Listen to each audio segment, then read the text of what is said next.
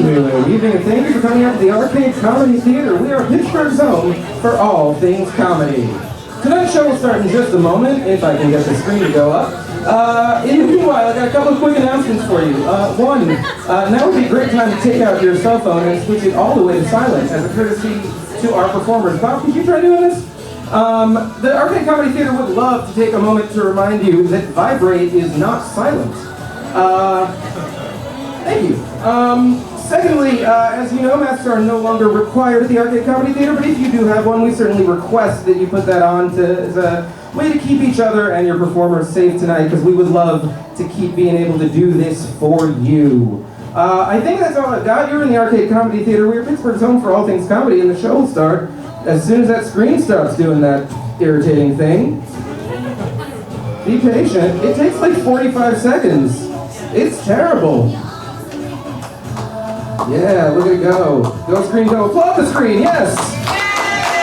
Yes! We love it! Alright, that's fun. Is that fun? I don't know if that's fun. Please welcome back to the stage your host for tonight, Mr. Zach Funk!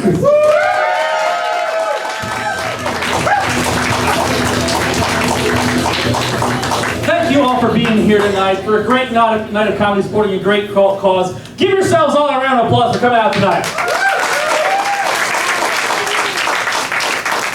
I want to tell you tonight we've got a great lineup. Some people are very experienced stand-ups, some are newer stand-ups, some are improvisers trying to stand up and solo stuff for the first time.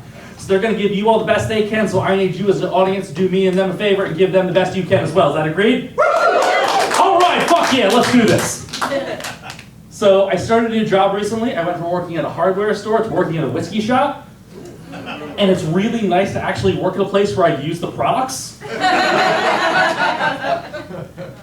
Because my old job, people would stop me and they'd say, "Is this a good lawnmower?" And I'd say, "I don't know, I don't have a yard." You'd be like, well, what do people tell you about the lawnmower? What's your impression of the lawnmower? I don't know. I'm not that kind of comedian, I'm sorry. And now at my current job, when people ask me, "Is this good whiskey?" I get to say,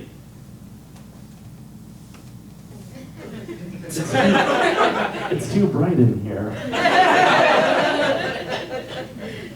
It's such a weird situation too, because it's a whiskey shop, it's also a bar, that's inside a mall. So my job is like if Cheers had a Hot Topic beside it. Because, you know, sometimes you want to go where everybody knows your name. Because you're still clocked in at Cinnabon and your name tag is off. And right at the entrance to the mall where my job is at, there is a cheesecake factory. And through this job, I found out when there's a long wait at Cheesecake Factory, people come into my job to get shit-faced. And because of this job, I found out there are people, full-grown adults with wives and presumably jobs, that will wait 4 hours for a table at Cheesecake Factory. I don't know if you're aware of this or not, but you can make a cheesecake in less than 4 hours. Even if you don't have a factory,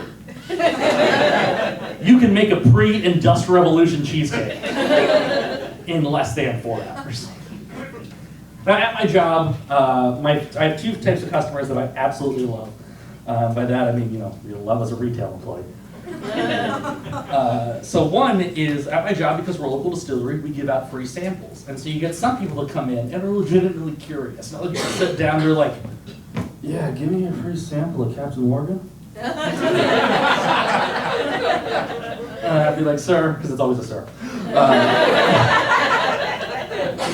"Sir, this is local distillery, we don't sell Captain Morgan. And second, if you're asking for something by name, I don't think you need to sample it." But my favorite type of customer are people who are newly 21, who have come in for their first real adult drink. Because you get people that are like, "I did a shot of Fireball at my cousin's wedding. I was 19 and said I was chewing gum." But sometimes people want their real drink, you know? So the one day this girl comes in and she says, "Do you sell gin?" I'm like, "Why, yes, we do." And she goes, "Great. I really want to try gin because I love the Snoop Dogg song Gin and Juice." And then she follows up with, do you know who Snoop Dogg is?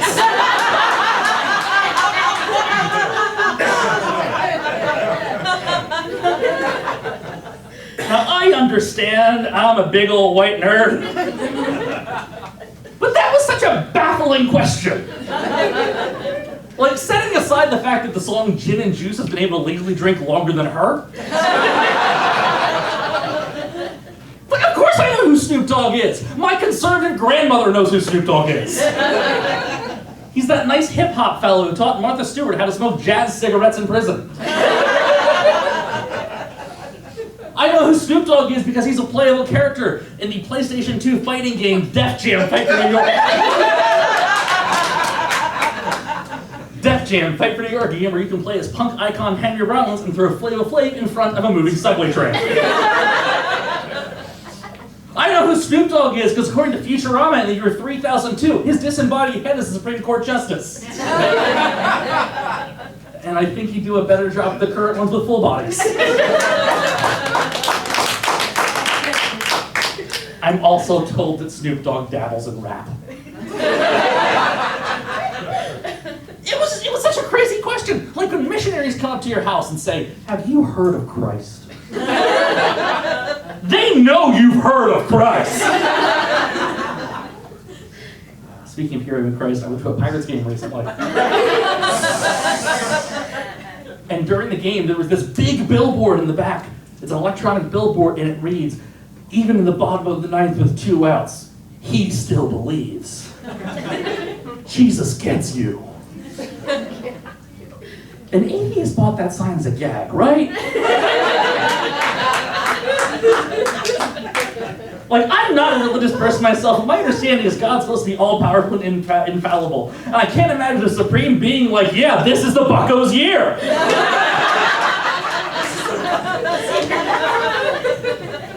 You know, I sure, put that sign with one of those teams with like 10 million, $100 million rosters, the guys that are all the biggest players, but the idea that it would literally, like, okay, do you know the 90s film, Angels in the Outfield? So that's a remake. And the original 1951 film about a team so bad it took literal acts of God for the team to be good was the Pirates. So I did more research into this group and I found out it's one of those like, we're not a cult, we just want to spread the message kind of groups. And they have this, they're running ads on the radio constantly, but they're picking the most mundane things like, did you ever get unfriended? So did Jesus.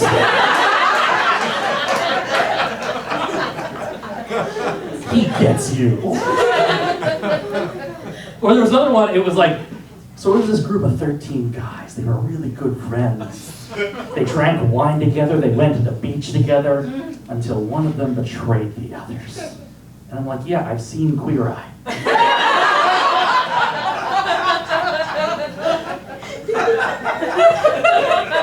So I think if they're going to take these things, they need to make them more personal, really make it relatable to you as an individual to understand that Jesus gets you.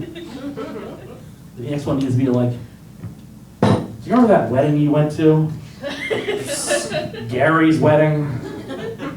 When you drank too much and threw up on the baby?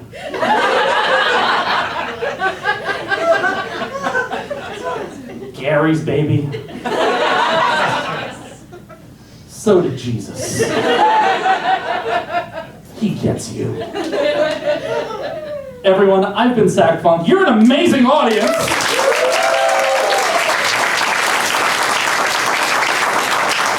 Coming up first is a dear friend of mine, everyone, Chris Rohan. Give him a hand.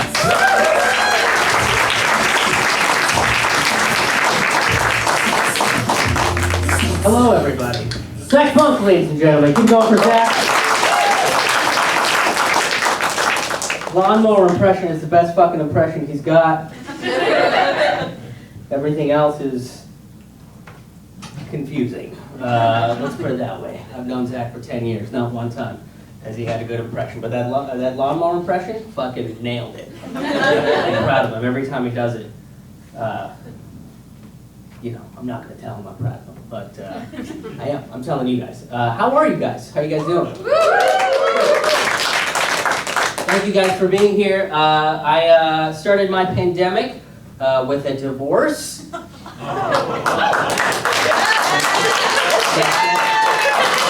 guys fucking get it. You know how many people get sad when I say that? I was like, oh, people don't get divorced because things are going well.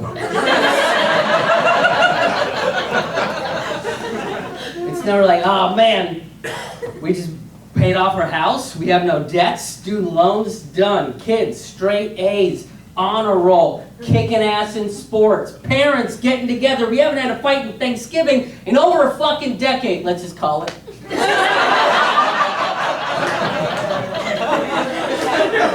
Not gonna get better from here, folks. Just gonna end it while we're riding high. Does that, right? Usually a divorce is because we're like, are we done with this? Because we have emotionally destroyed each other to our cores. We Chernobyl this fucking relationship. Is it over? Just let me go, please. Why are you still yelling? What are we fighting about? Oh, I just went back to 2018. Okay. Channeled it. No, it's good though. I moved back in with my parents after the divorce. Yeah, I figured. Yeah, I figured let's go back to the source point of the trauma. Really fucking nail it. Get it down pat. My therapist is very proud of me for putting myself literally inside of a hornet's nest. They're going, oh, why are you guys staying me? I don't understand. Should I leave? Should I not be in the hornet's nest? No, go. Get the fuck out of there. Hornets are mean. They're mean. No, it was tough being my parents too, because you regress right back to that moment that you lived with them last, right? And so it's like I went right back to high school, so every day it was just like, Ma, you just don't fucking get me, okay? I missed another Picard soliloquy because of you, alright? I just want space communism, you don't get it.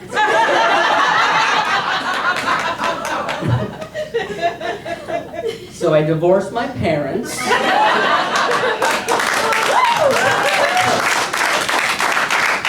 It was a good decision. It was a good decision. I've met a lot of people. A lot of people are like, oh, are you in the market for a new father figure? And I'm like, I'm just looking around. I'm not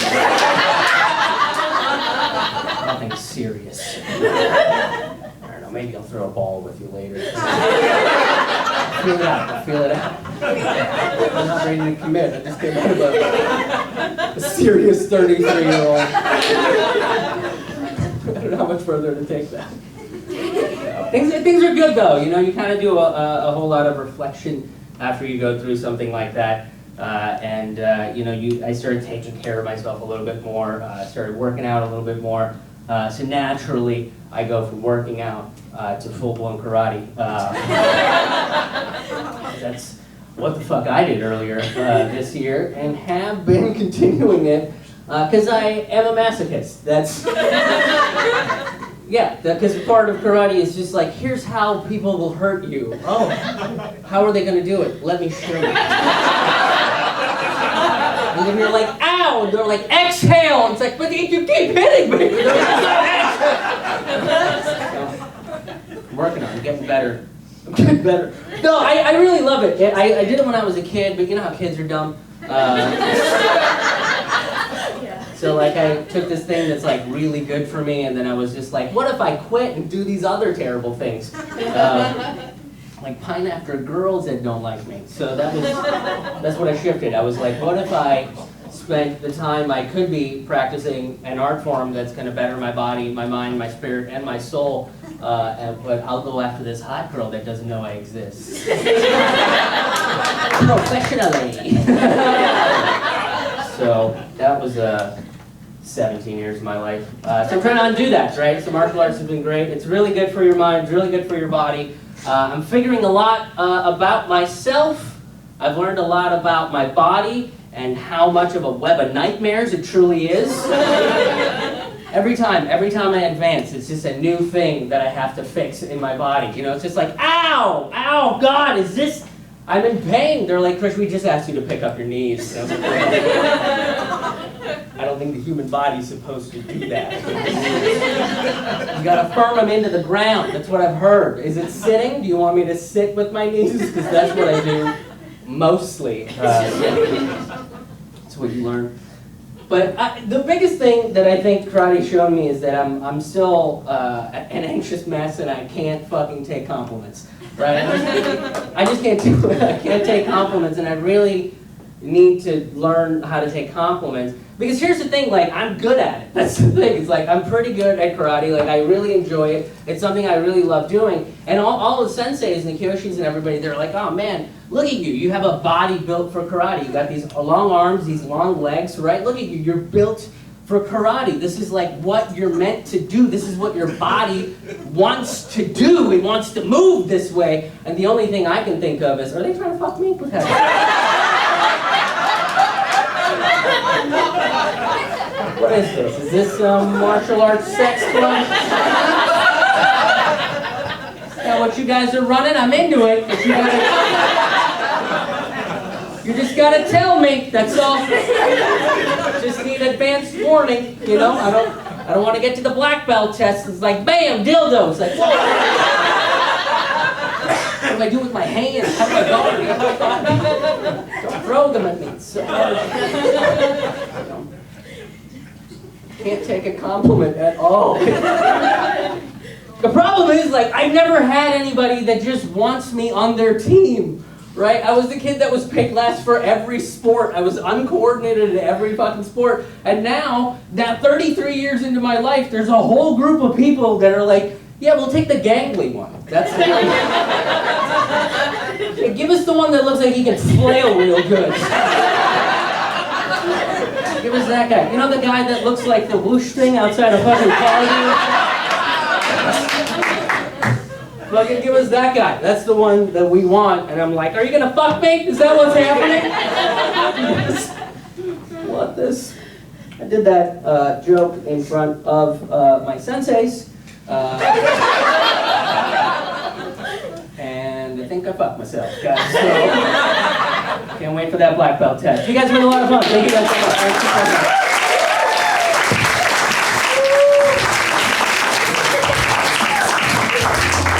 Chris Rohan, everyone! I've also been told I have a body for karate. It's just impact, impact, impact. All right, everybody, your next performer. I'm so excited to have him on the show tonight. Everyone, this is Andrew DeWitt. Give him a hand.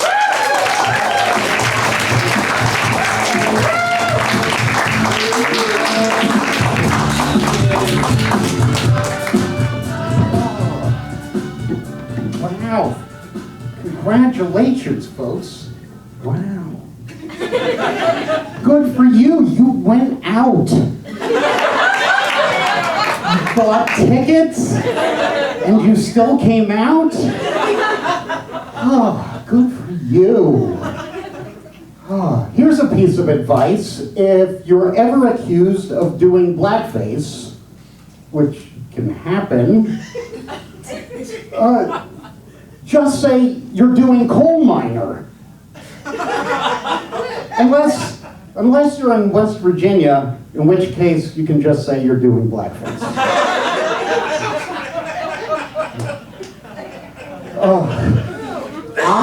I am such a geek. When I first heard we were canceling Uncle Ben, my first thought was, what's racist about Spider-Man's origin story? I mean, he has the quote that is, you know, the core theme of the entire franchise. If you know it, say it with me. With white power comes white supremacy. Wait.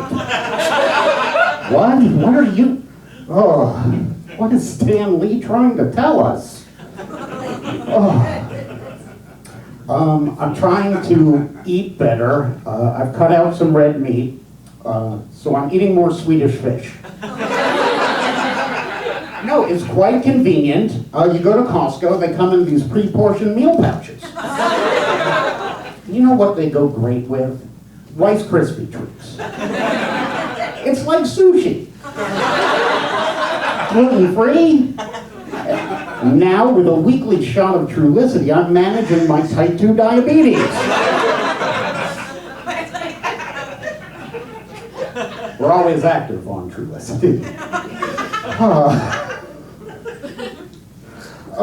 One of the hardest things, though, that I feel about getting older is when I catch my reflection sometimes, and I'm like, when did I start turning into Nosferatu?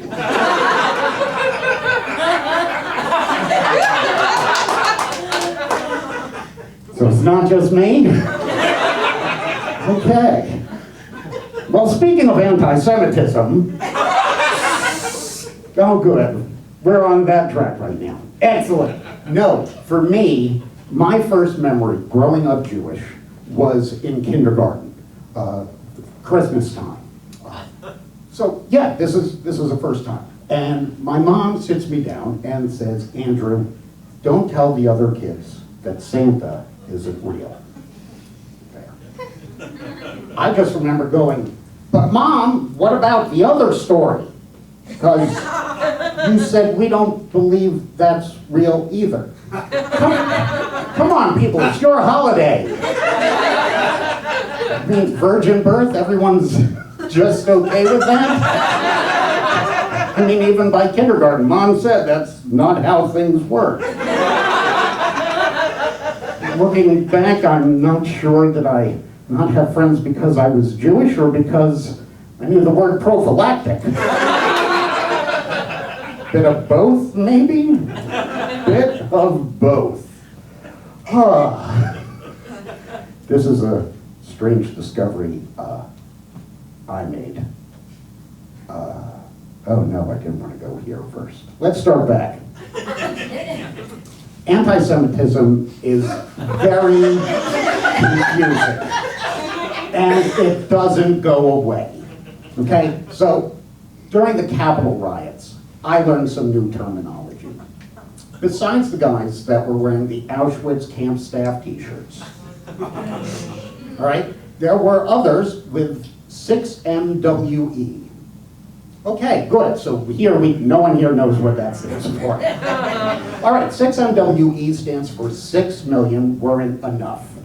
I know, that is heavy, but on the bright side, at least these people believe the Holocaust happened.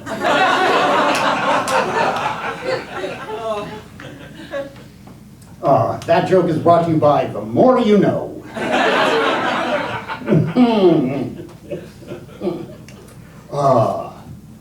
Wanted to go a little darker, but I'm not sure. You ready for my darkest joke? Yes! All right, this is my darkest joke. So I live in Squirrel Hill. No surprise. So I live 3 blocks away from Tree of Life. So I had this idea for a fundraiser. A pop-up scare house. I mean, it's available space. Can you imagine people going, hey, you want to check out the new escape room?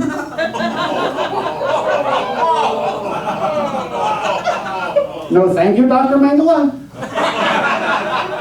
Okay. Oh, so let's try this then. I made a weird discovery recently. There is a porn star that goes by Anne Frank. Oh, no. Her whole act, guys behind her going, shh.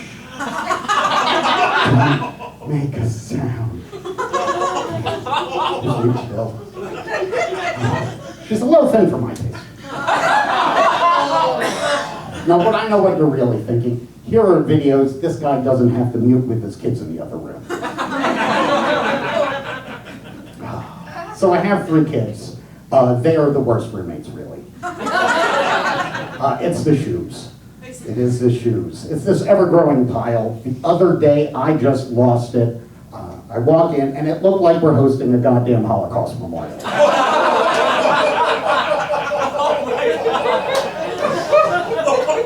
Oh, you like that joke much better than my kids. They hate that joke. I mean, they get it, but they do not like that joke. Let's see. Another situation where I've messed up my kids. No, here's the thing. The hardest thing about doing these kinds of jokes is, well, there are two things. One, people come up to me and say, oh, I should be ashamed of myself. And I'm like, oh, you were listening. The second is people who think I want joke suggestions. So here's my most disturbing favorite. One person once suggested that I should take out an ashtray, put it out in front, and say how I like to perform in front of my family. Disturbing. But I'm like, how can I tell that joke? I mean, young people don't know what an ashtray is. I mean, you all vape. Right? I mean, this pandemic would be over if we could have vaped the vaccine. Right? We all care what ingredients are in vape juice. All right. So I'm going to leave you with a song because it's all about creating positive Jewish memories. Here we go. I have a little dreidel. I made it out of clay. Think all Jews are rich and white. Is racist, by the way. Oh, anti-Semitism, you hear it every day. Please don't suggest a joke where I take out an ashtray. Thoughts and prayers, everyone. Thank you.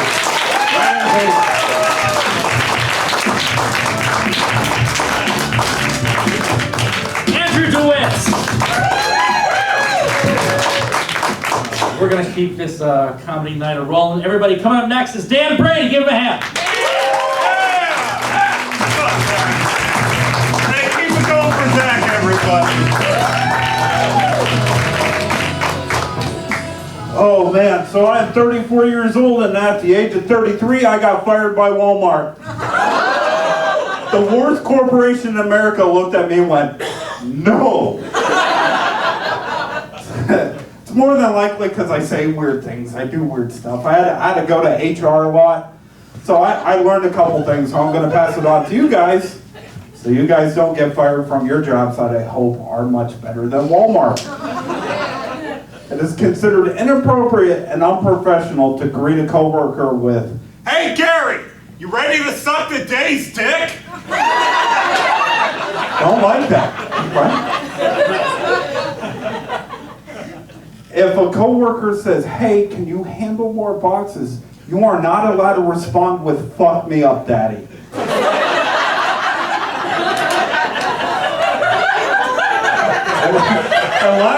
And last but not least, alright, last but not least, it is considered unprofessional. If you're having a bad day, you are not allowed to turn to a coworker and say, "Gee, I'm really hoping for an active shooter today." The greatest thing about that joke is I wrote it almost 3 years ago and it's still relevant. USA, USA, USA. But because I got fired by Walmart, I drive for DoorDash now. Yeah, hell yeah, I enjoy it. To me, it's like advanced people watching, you know? You learn a lot. Like, I've learned if I hand food to a customer and say, "Hey, this smells great, enjoy," they giggle. They're high as fuck. I do enjoy it. Because like I can just sit in my car and listen to my podcast. Nobody bothers me. It's great. But every once in a while somebody does call. Like last year I had this lady call and demanded I go through all of her food with my hands. And she said, "We ordered from that McDonald's 4 times yesterday and every order was wrong." Stop ordering from there! Jesus Christ, how old are you? If it's to the point where my grubby hands, I don't know where these have been. When they go through your food, like stop it, okay? My worst experience door dashing was a woman greeted me at the door with colostomy bag in hand. That's right, guys. It was a shitty experience. It's simple, but it fucking works. Who cares? Hell yeah. True crime. Where are the true crime fans at? Hell yeah. You guys watch the new Dahmer special? Yeah? Oh, wow, that was a weird reaction. Yeah. Turns out serial killers are bad guys. Who knew that? Oh man, I love reading the true crime. I love watching the documentaries. My mom once said to me, "Daniel, are you training to be a serial killer?" I miss my mom. I'm kidding. It was heart disease. I do enjoy learning about like the pathology of serial killers, because it's like if you collect enough trauma when you're a child, you unlock a bonus level. Like there's a guy in Connecticut. He killed 8 women. His name was Michael Ross. When he was a little kid, puberty hit him like a motherfucker, and he couldn't stop jacking off. So what his mom did was she forced him to wear his stained underwear to school. Yeah, that guy hated women. Wonder where he got it from. Oh my God. So the world's kind of circling the drain, isn't it? Anybody else notice that? A couple years ago we had like flat earthers, then we've had the anti-vaxxers. Now we have like pronoun deniers.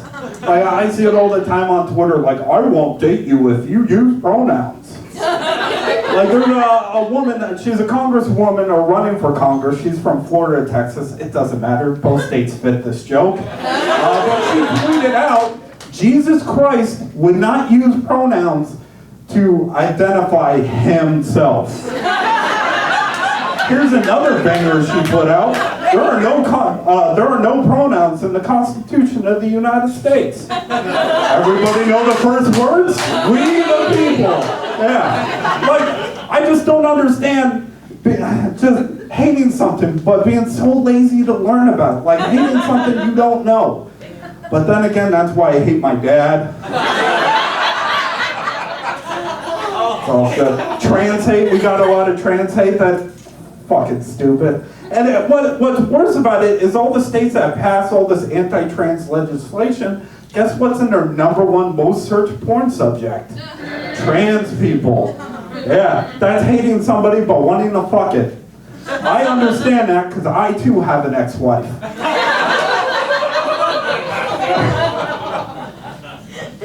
That's fucking great. Cool. No, I served 8 years in the Marine Corps. I've been in Iraq and Afghanistan. Yeah, thank you.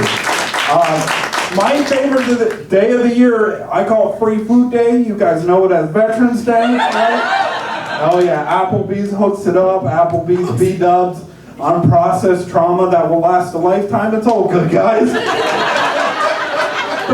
The most fucked up thing about the Applebee's, the most fucked up thing is they don't give you free drinks.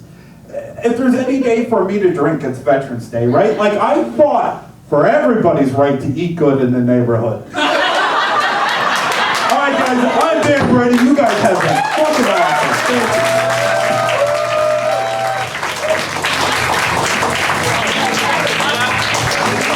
you. Dan Brady, everyone! All right, coming up next, your next performer is John Merrick. Give him a hand, everybody.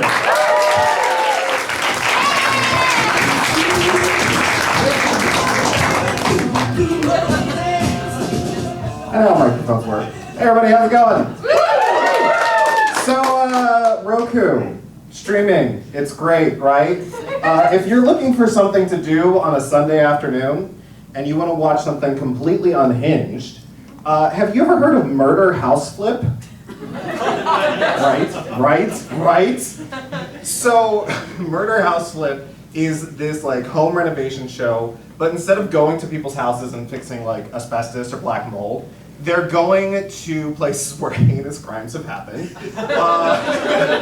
And like, that premise alone is its own thing, but the marketing for this show, the like design of the like, I work in marketing, so like I have to look at this shit all day. And you know if something's gonna be like bad, okay, or terrible based on the cover. Like it's unlike a book, like you can tell a little bit. Because you know it's either, oh man, they're really low budget, or they rushed it, or it's a comedy thing and they're being funny. They weren't being funny, it was a genuine show. These two people go to these very mediocre old couple's house. They're mediocre. They weren't playing the game of the show. Like the hosts were really trying to play it up like, oh, it's like hunted and there's spirits and ooh, the aura. And the old couple are like, nah, we just be chilling. We're living here. It's fine.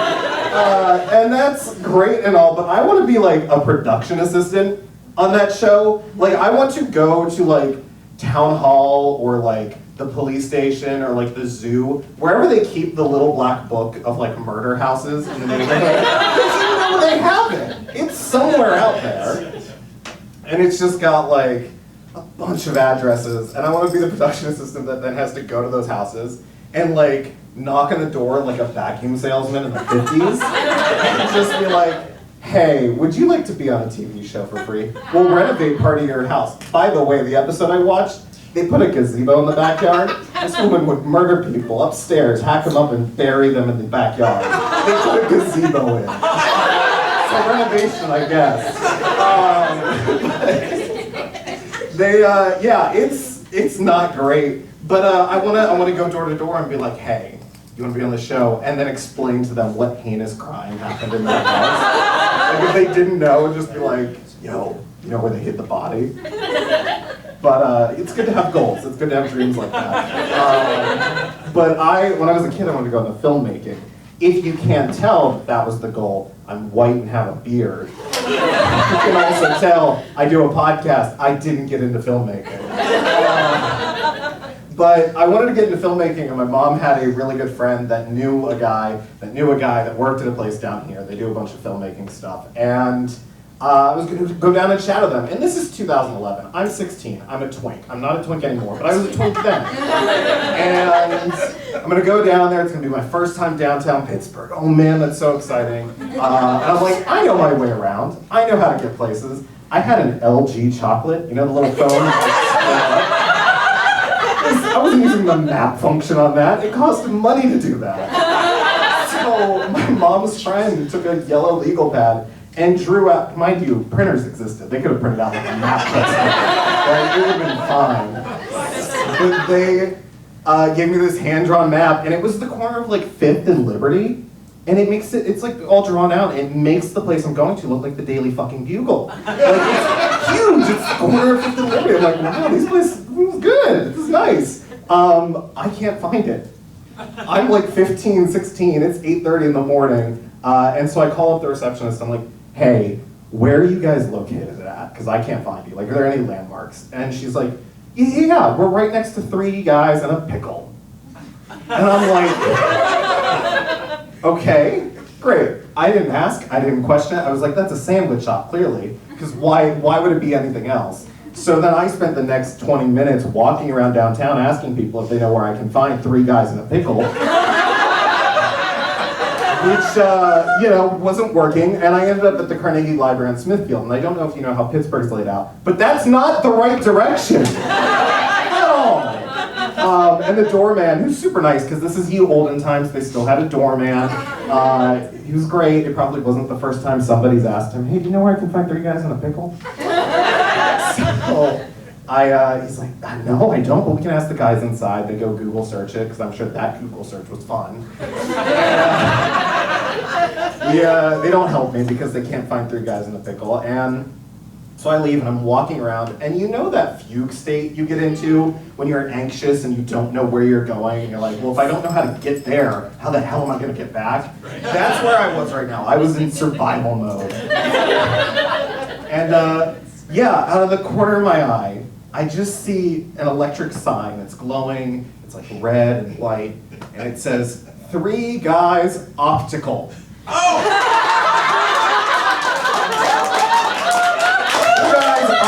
For those not familiar, they're like a dollar store discount optometrist. They do like glasses and shit, I guess. And the funny fact is, right next to it was the place I was going. So I found my way there, and unfortunately, it was a great day, but I didn't get into filmmaking. Had my hopes and dreams shattered. And I think that's a thing not many people actually like give you advice for. Like they're either one of two things, right? They tell you, yeah, you can do it, you can definitely get into it, or they tell you, no, you're out of your mind, don't do it. They don't tell you what happens when your teacher kind of talks you out of it because you don't want to move to LA or New York. And so I got into improv, and that's been great. And now I'm here doing stand-up. I was told there would be improv in this show tonight. So this is my first time.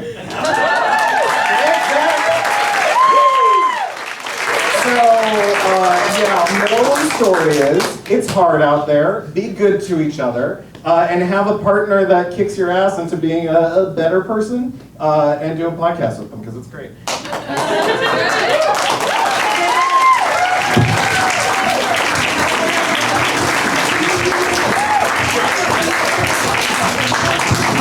John Merrick! That's rough, very awkwardly. All right, up next we've got Asher O'Brien. Give him a hand. Keep going.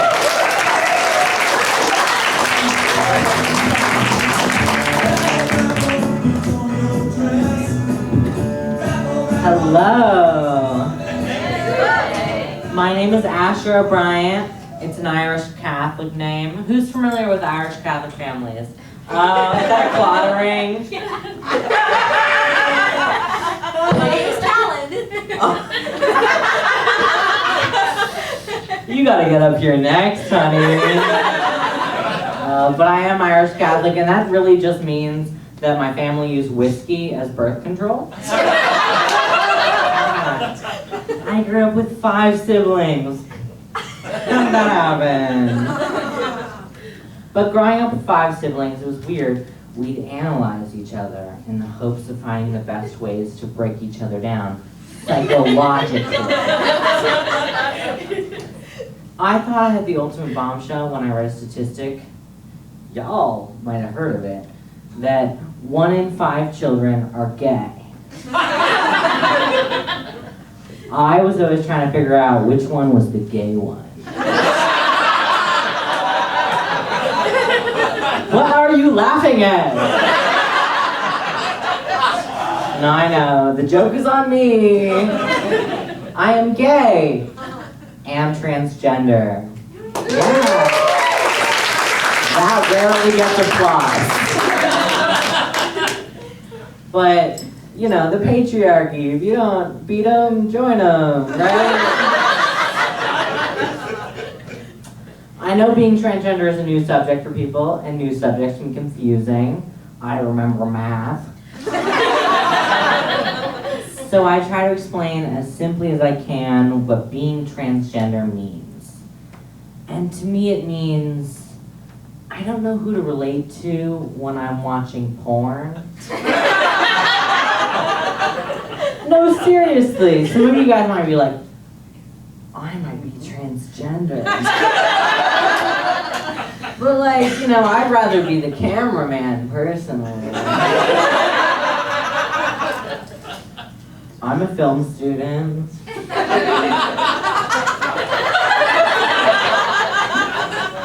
It was hard for my parents when I came out as a screenwriter. But my favorite movie is a little movie called Fight Club. Who's heard of Fight Club? Ooh, hell yeah. Some of you look like the demographic for Fight Club. Like you just came from Fight Club. I don't like it for the toxic masculine reasons. I like it because I'm a soap enthusiast. Yeah, and there are very few movies about the joys of soap making. It's come to my attention though that a lot of dude bros really like Fight Club. To the point where they have all the rules memorized, just sitting in the back pocket of their cowboy cut Wrangler jeans. You know, you go up to a dude bro and you're like, what's the third rule of Fight Club? And he'll say, the fight stops when someone taps out, goes limp, or says stop. You ask that dude, bro. What the definition? I was of consent is silence.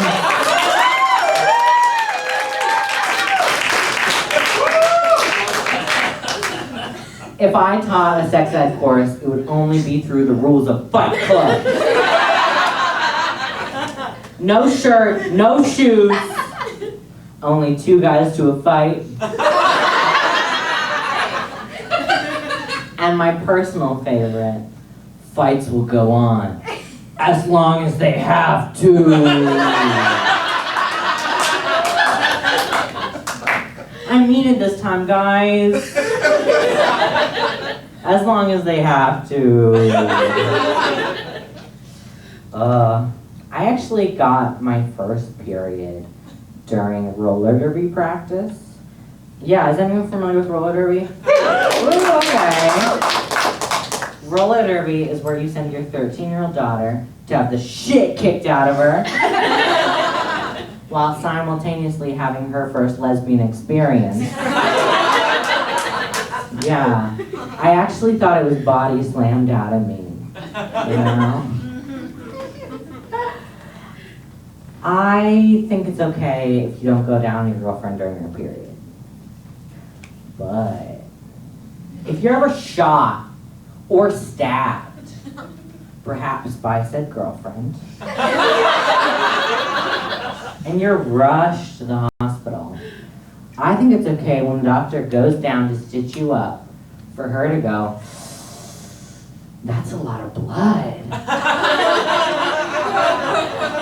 Take some Advil and come back Tuesday, sweetie. And send you on your merry fucking way. What I'm trying to say, guys, is it's your job. Doctors' offices are weird, right? Sometimes they'll bring in the trainee doctor. Have you ever had that happen, where they bring in the trainee and you're like, oh, I didn't know my body was a learning experience. And I know I have resting bitch face. But I want to know that I pass well enough as a man that I can go to the doctor and he'll snap his Tim Curry gloves on. And he'll go, it's time to check your prostate.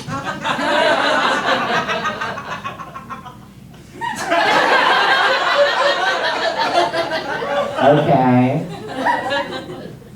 Keep digging.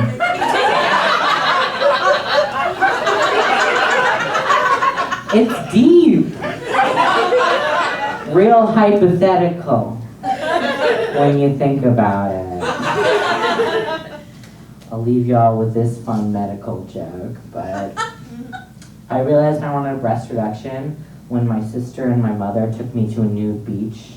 Yeah, and my sister stole my bikini top. Bitches. She's like running around with it, not a back problem in the world. But if you juiced my sister's apples, you get half a glass of best. I'm not saying she looks like a man. I'm just saying it would take very few alterations to make her look like a man. It's a shame it went my way. I know this is true because my mother said, should I get a breast reduction, I should donate the excess breast meat to my sister's cause. Y'all are here for a cause, you understand that. So when I went to, for the tax write-off, it's a good cause. But so I went to the breast reduction surgeon and I was like, can I keep the breast meat? And he was like, no. And he said that it had to go to a biohazardous waste site. And here's the thing though, my favorite movie is a little movie called Fight Club. Ring ring, that's a callback. where Brad Pitt breaks into biohazardous waste sites to steal medical fat to make soap. Wouldn't seem like such a waste if my titties were going to lathering up Brad Pitt's washboard abs. That's charity. Thank you very much. I'm Master O'Brien.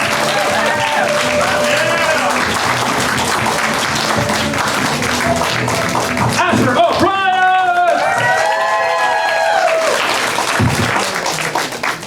All right, before we bring our next performer, I'd like to make a quick announcement. Thanks to all of you being here tonight, we have raised $230.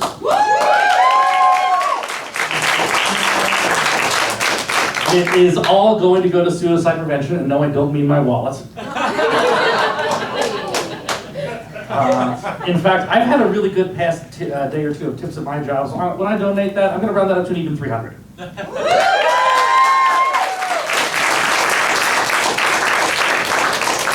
Pass the hat. My hat's in my car. Everyone, your next comedian is Brandon Johnson. Give him a hand.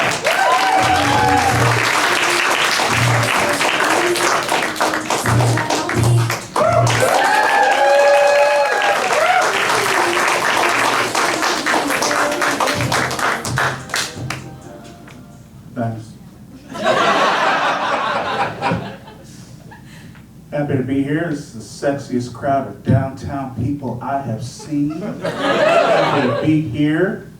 Sexy, all that sexy. And then you got me. Also sexy. Thank you, I'm gonna need that later.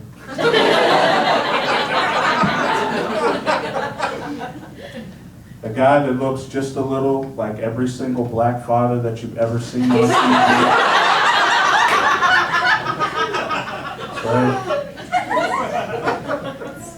Get a lot of young Carl Winslows? Yeah. I get that. I get that. And you think it will help me whenever I'm out driving? No, doesn't. So I just get a ticket for impersonating an officer.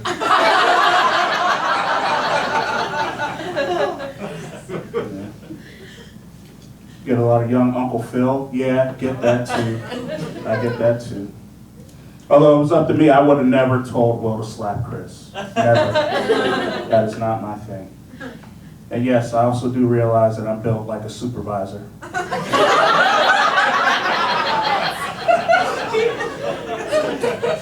So you guys are looking at me trying to return some money for some store credit. I know.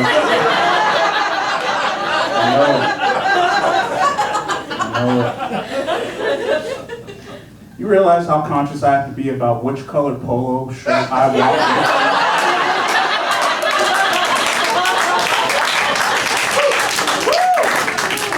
Whenever I'm out shopping, I can't just automatically wear blue and go to Walmart. No. You know how many Meemaws are gonna roll up to me in their scooters? You know how many daughters are going to roll up to me in their Cookie Monster pants? You know how many kids I'm going to have to kick out of the store for fighting? Next to the pickles, in front of me, Ma, and their Cookie Monster mom. Oh. Especially, of course, I can't wear red and go to Target. Can't do it. Can't do it. I had an experience a couple weeks ago. I had a woman. Let's just call her Karen for the sake of this. She came up asking me, could I solve something? It was something very small, something that I didn't think was actually even a problem, but it was really big to Karen. It was this woman, this young woman, it was her first day working as a cashier at Target. She could not find the light to cut it on so that, hey, I'm open, and that pissed her off. And that young lady, who was her first day at Target, happened to be named Roxanne. So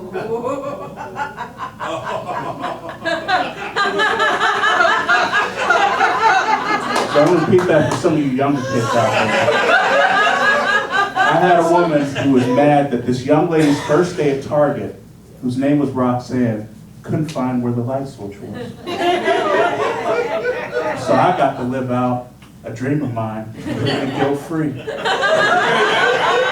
I got a chance to get on the intercom and just say, Roxanne, put on the red light. Roxanne, put on the red light. Roxanne, put on the red light. And I'll be damned if that wasn't the best first hour of her job at Target that we had together. After that second hour, she told me to please don't stand so close to her.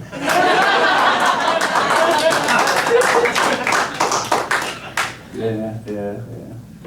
Queen Elizabeth died recently. That was something. There you go, that's the exact response I expect. But they never told you what she really died of. What she really died of, you wanna know? Wanna know? Yeah. Bad batch of fentanyl in her cocaine. It's taking everybody out, guys. And now they have King Charles. King Charles. I knew something was up whenever he messed up having the one woman that had straight teeth in England. He had her messed it up completely. And now we have the Queen's consort, Camilla. Queen's consort? That's what we have now? We can't say side chicks anymore? We gotta say Queen's consort? Fellas, you're living like that. Save her in your phone, Queen's consort. Yeah, man. Have you guys seen Camilla? You seen her?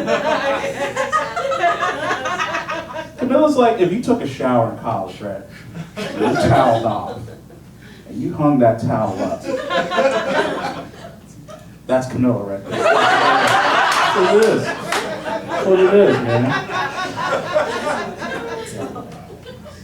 And, I turned 40 recently. It's okay, you can clap. Thank you. I'm at the age now where I'm like, I have nothing else to prove, really. I really don't have that much else to prove, so I'm not going to start skydiving. I'm not going to try and buy a Ferrari or anything else like that. No, I'm not even going to start rock climbing. Not my thing. Which is basically lower level trespassing. They just never called anybody else on it. It's lower level trespassing. I'm not going to risk my life trying to kill myself for a selfie on the side of a mountain that I didn't want to be there in the first place. I'm at the perfect age now where all I want to do is just cuddle up and just watch terrible Discovery Plus shows. I'm talking 90 Day Fiancé, The Family Chantel, Little People Alabama. Oh! That is my dream right now at 40. That is my dream. Yeah. You guys have been nice. I'll bring your host, Zach, back up, guys. Have a good rest of the night.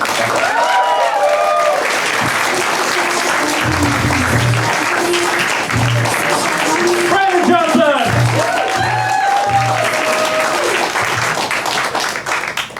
Coming up next, we've got the words escaped me for a second there, because it's been a long day. But I had tasted things at work. Coming up next, Abby Elias.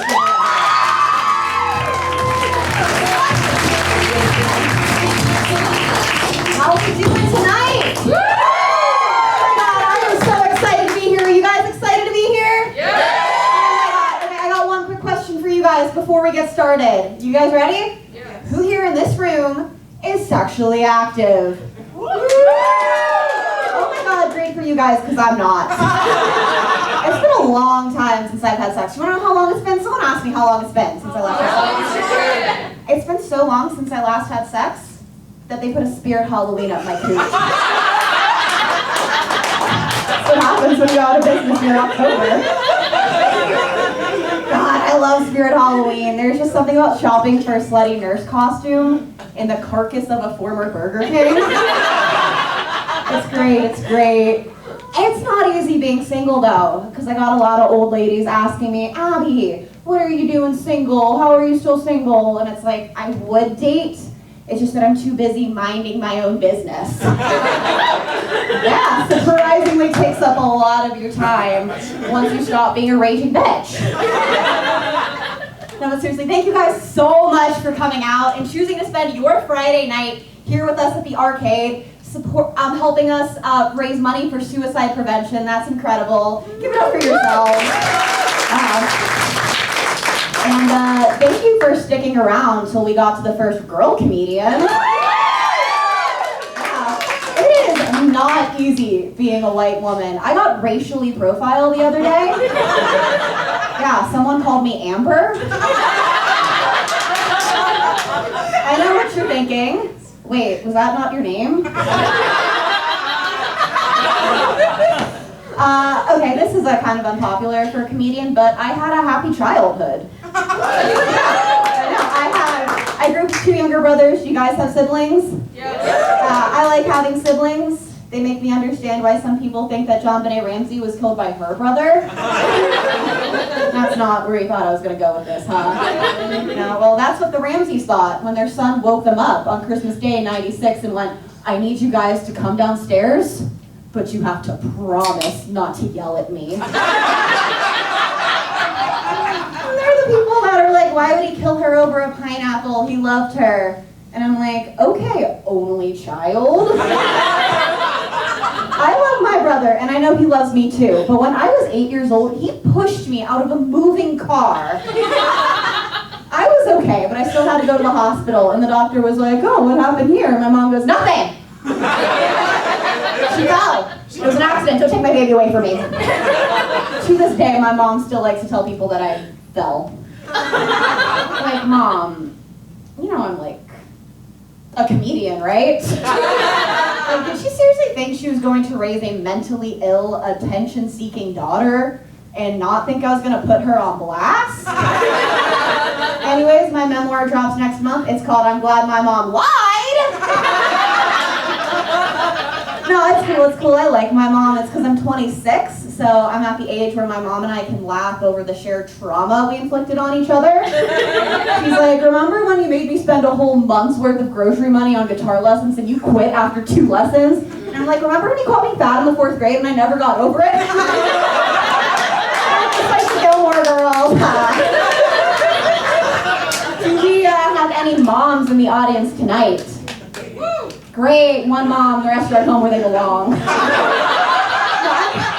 I'm totally kidding. It's not easy being a mom. The lights are blinding me, so I would call you out and do some shit, but I'm like drunk by the lights. No, it's not easy being a mom, because there's no right way to raise a child.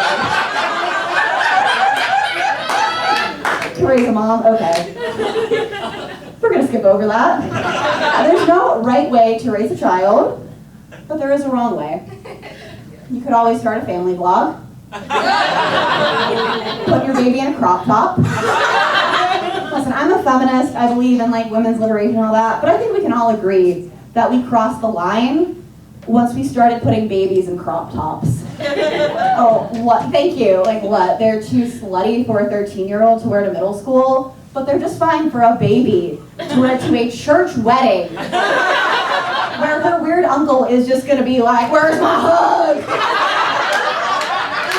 I never understood it when people would be like, back in my day, men dressed like men and not little boys. And I'm like, cool, back in my day, babies dressed like babies and not Kylie Jenner. All right, Arcade, I got one more joke for you guys tonight, but I'm gonna give a little bit of backstory on it. So I turned 26 a month ago today. I wrote this joke, thank you, yes. I'm no longer eligible for my parents' insurance. I wrote this joke when I turned 25, and I'm very proud of it, but it only makes sense if I'm 25 years old. So can you guys just pretend I'm a year younger? Okay, awesome. So I'm 25. And that's a good age, you know? It's my last year of eligibility to fuck Leonardo DiCaprio. At this rate, if it happens, it's not going to be until the eve of my 26th birthday. And at that point, it's a race against the clock, you know, 11:59. I'm like, I'll put that up my butt, I don't care. But once the clock strikes midnight, I want 3 kids! And a spring wedding! I'm like a gremlin at that point. Ooh, don't fuck me after midnight. I might turn to dust. Or buy a Live, Laugh, Love poster. Ooh.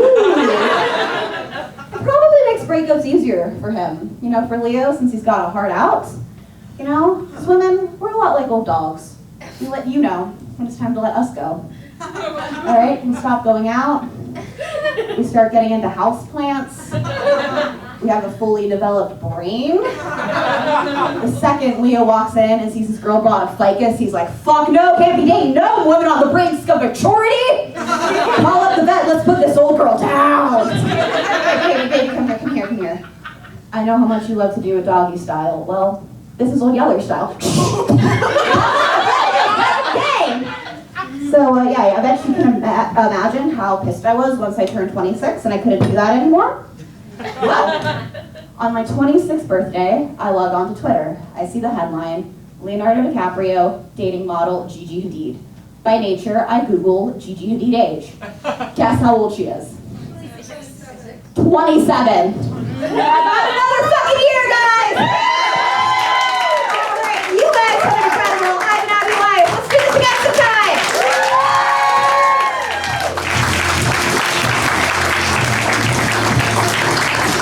Happy Alliance, everyone! I assure you we did originally have 2 women on the show tonight. And yes, the other one was also named Abby. But I promise you she's real. All right, we got 2 more people coming up for the rest of the evening. First, we're ready to give it up for Andrew Lutz.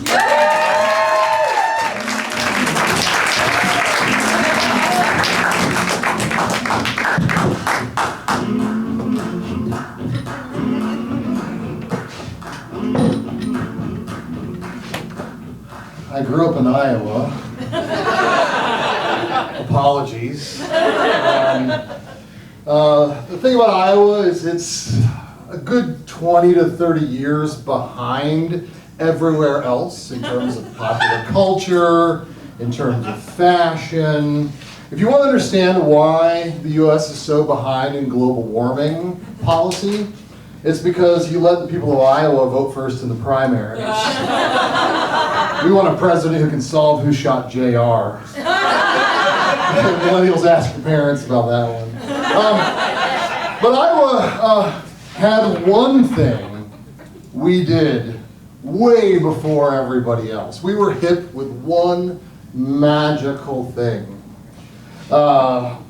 You know those buildings that people sort of upcycle into trendy spots, these industrial buildings in the Rust Belt? You know, this is a glass works that has, you know, corporate offices and you know, tech and a gallery eating. This is a bottling plant that has an indoor cycling track, Thai restaurant, 17 yoga studios, hot, cold, medium, all those things.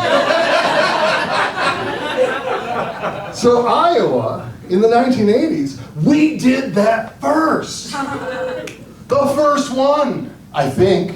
I'll pretend it was. It was the first one I saw in the 1980s. We had a guy who, you know, bought an old factory building and renovated it and made it ready for all sorts of shops and, you know, opened it to the public. The only drawback was, the only building in Iowa was a meat packing facility. It was a slaughterhouse. And this guy leaned into the theme. You know, the gate, you walk to the gate, it was all welded together meat hooks. You pass through it. You know how other places they've got like, oh, this is the mementos of the industry that used to be here. They had that too. And I remember the one photo, it was just a hand. All these little orbs in it. And you look at the caption next to it, pig pituitary glands. Oh. So this is where my parents took us for birthdays.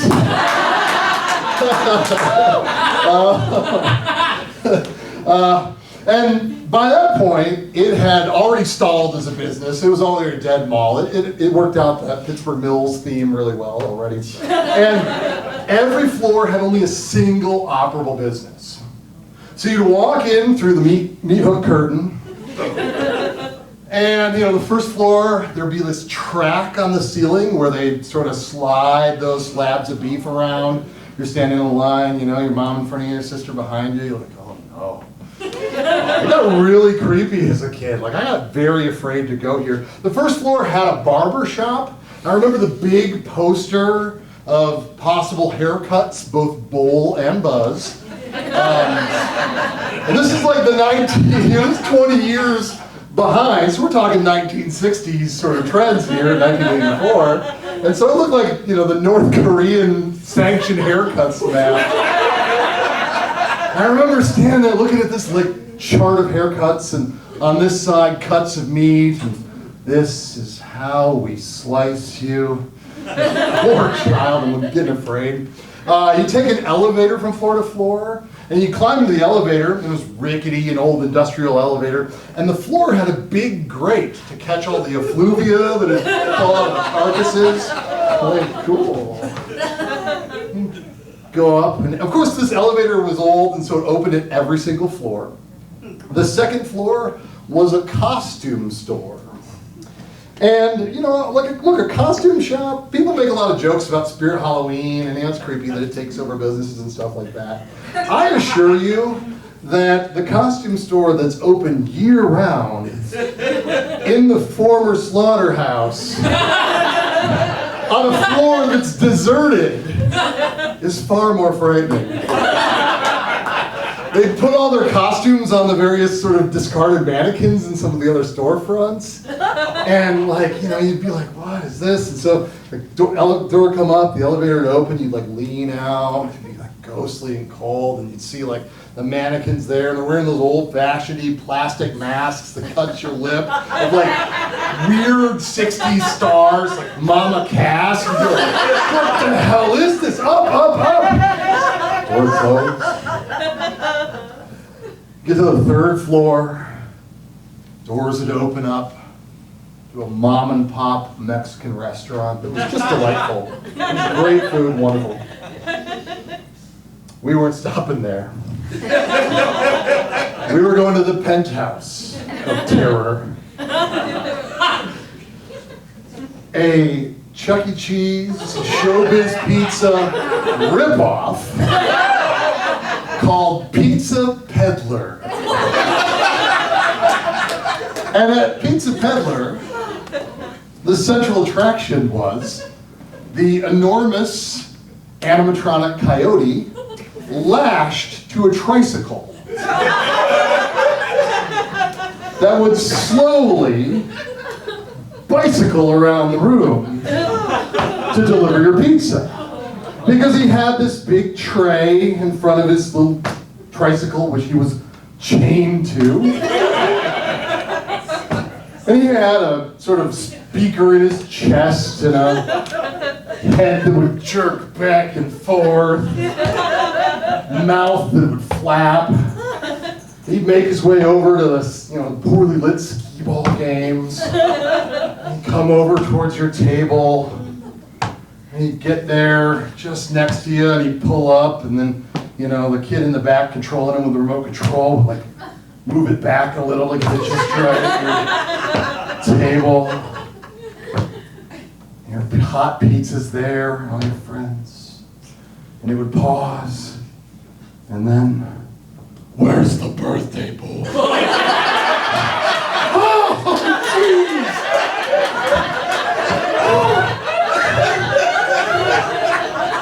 And my parents just laughed. And if you don't believe me that this place existed, I believe my sister's in the audience tonight, and she can confirm. But I'm really glad that my sister's here, just like I'm glad that all of you are here, because this is a benefit for suicide prevention. And there was a moment when I needed information about that in my life, and my sister was the one who gave it to me. And so I'm really glad that all of you are here supporting this great cause. And so please talk to your friends and family. Tell them, talk openly about this stuff.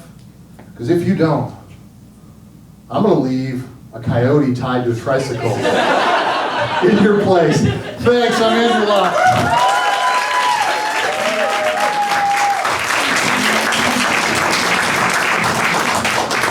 Andrew Lutz! Thank you for sticking around, everybody. We've got one more person. We're going to get this all wrapped up. Everyone, this is Derek Minto.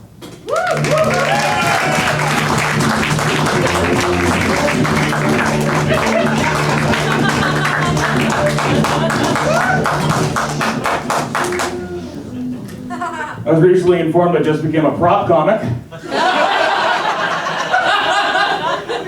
Before the show, I unfortunately drank 2 French presses worth of coffee, and I became hyper-fixated on this show. So while the show's been going on, I've been blogging every time you guys have laughed so I can do the most perfect set possible. And I will also try to include the letter of today's show, C.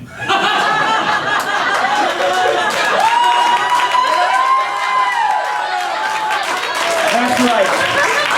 All you motherfuckers love the C word. Or C words, if you will.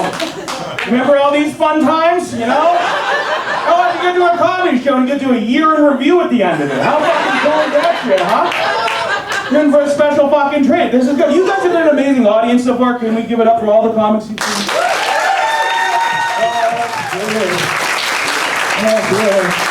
It's a really good show. Can I tell you about a bad show? Good, because I'm going to do this bit no matter what, so whether you consent or not.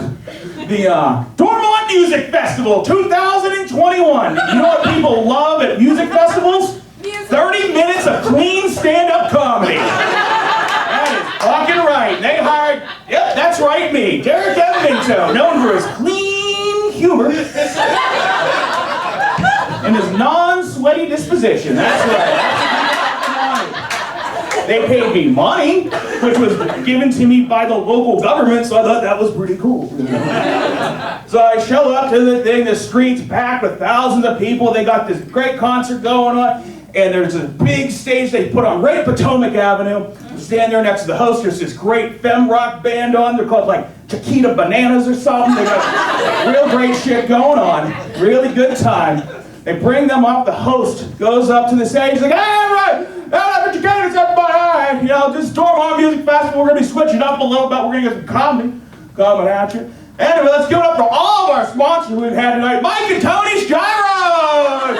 Mike and Tony's Gyros, just 2 blocks down the street, serving it up. Let's also give it up for Kronos Gyros! Kronos Gyros, 2 blocks right down from Mike and Tony's, and let's also give it up for Mike and Tony's 2!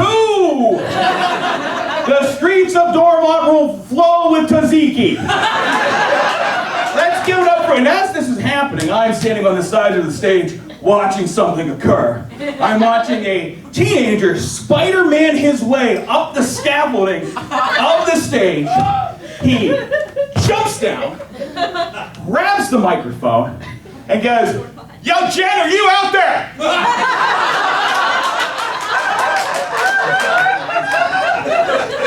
Hey, it's me, Greg.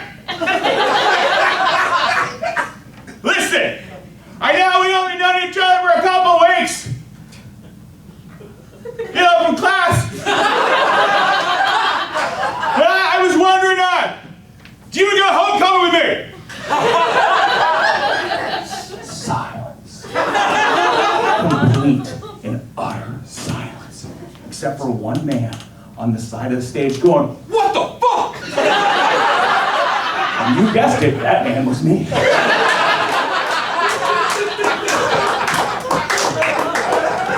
Finally, someone decides to break the tension, and a woman in the back of the crowd goes, she left like an hour ago!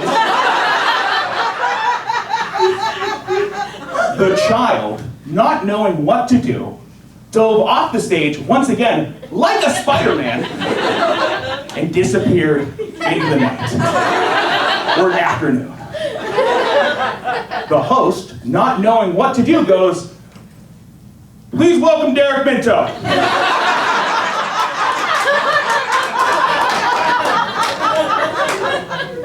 I come out, and I'm like, hey, Dormont, how you doing?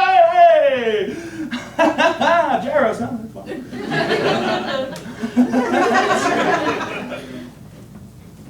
Hey, I got real something important I gotta get off my chest. Yo, Jen, are you out there? Listen, what are you doing for homecoming? You wanna go with me instead? Decent amounts of laughs, decent amounts of laughs. I'm like, I got him, fuck yeah. But then I hear, are you some kind of fucking idiot? I told you she left an hour ago.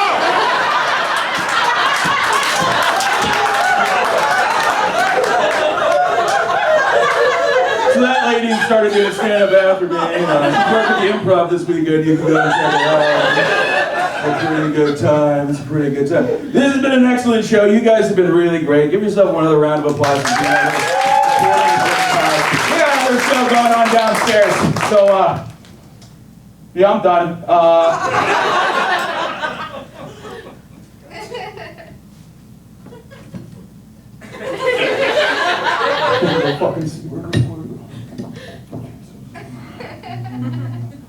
Cubism. All right, have a good night, everybody.